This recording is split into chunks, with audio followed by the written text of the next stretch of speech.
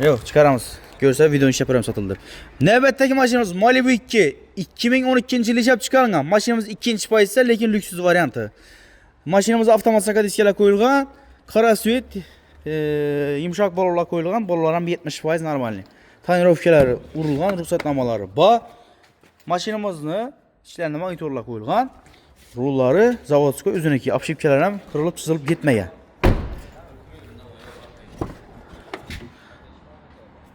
Chexollar gezilgan, akkuratni yetib, mashinamizni narxini aytib o'tamiz hozir sizlarga.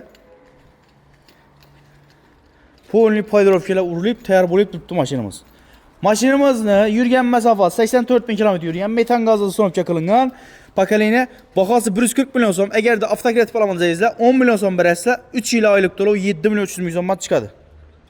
Telefon nomerlarimiz 90 090 81 01. Bemalol telefonlashib kelaverasizlar.